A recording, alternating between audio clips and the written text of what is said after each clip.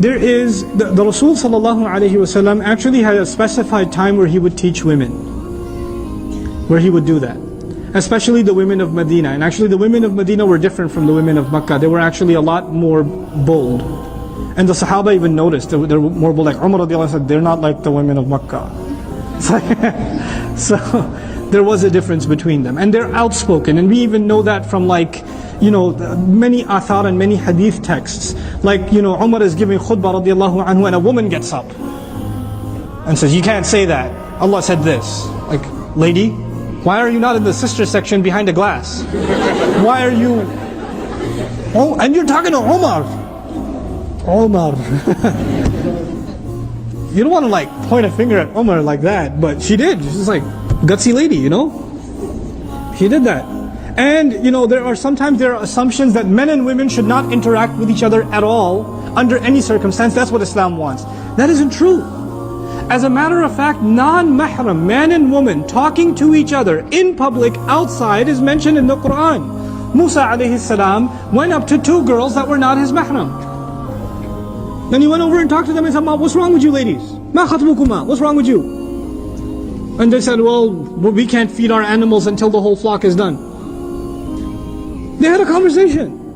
He didn't go up to them and say, assalaamu, alaikum, wa rahmatullahi wa barakatuh, ya ukhtayya, my two sisters, fil Islam. He doesn't know even if they're no Muslims. They don't know. They don't know him, he doesn't know them. They don't know he's Musa alayhi salam. They don't know that. They don't know any of that. But they had a conversation with each other. A non-mahram talking to another non-mahram about what? A problem. They were wrestling with sheep. So you had to go talk to them. What are you doing? What's going on? Can I help with something? But he didn't prolong the conversation. He kept it to the point. What are we learning in Quran? If you keep your conversation to the point, it's fine. You might have a female co-worker.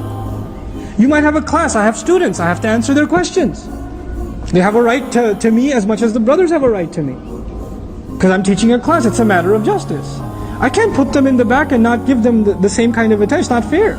And I brought this up. If in education, is it fair or not? This is no, it's acceptable. There are ulama that are more conservative on this, and there are ulama that allow it too. But there are plenty of mainstream Ahl Sunnah across the schools of thought scholars that allow this. That allow, for example, this kind of setting, if it's meant with certain kind of restrictions. There shouldn't be small talk. If I crack a joke, it's to the entire audience, not to sisters by themselves, or something, because that's inappropriate. That's not right. Right? And you're supposed to have a certain line, there's supposed to be a certain line of discomfort between you and myself. Or between you and any other non-mahram. There's supposed to be a line of discomfort. There's supposed to be a level of seriousness. You're not supposed to be giggly when you come up individually and talk to a non-mahram man. You're not supposed to be like, no, I have a question, brother. You said this. Why? Learn to be like that.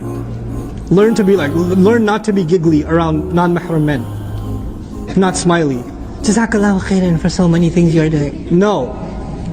Say that on your own. Don't come up and say it to me. Don't come up and say it to me. Say that to your dad. Jazakallahu khairan, Baba. You're so awesome. Great. When you come up to a non-mahram, if it's your teacher, if it's the imam of the masjid, if it's your employer, keep a serious tone. Keep a serious tone. When a woman uses a serious tone, the man becomes serious automatically. Girl comes up to you, you think she's kind of pretty. She comes up to you and says, assalaamu alaikum.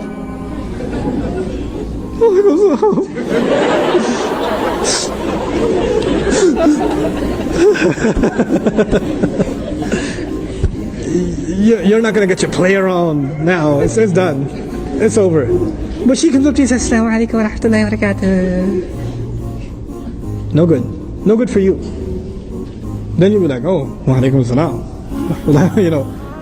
That's bad for you. So you have to keep a stern voice. And these rules, I'm kind of alluding to them, Surah An-Nur already covers them. These rules are already there. You have to keep a stern voice. You have to keep your eyes low. As low as it doesn't mean you don't look away like, brother, I have a question. Like you don't do that either. But if you don't stare at the person. You're like, yes, sister, do ask. No, not like that. Not like that. يَغُضُّ مِنْ أَبْصَارِهِمْ يَغْضُضْنَ مِنْ أَبْصَارِهِمْ. That's normal. It's not like over the top, but the idea is to keep yourself low. Don't stare. You know, make just enough eye contact to get your point across, and that's it. That's all. You don't need more than that. You know. So these certain things, they are the guidelines by which public settings make it okay.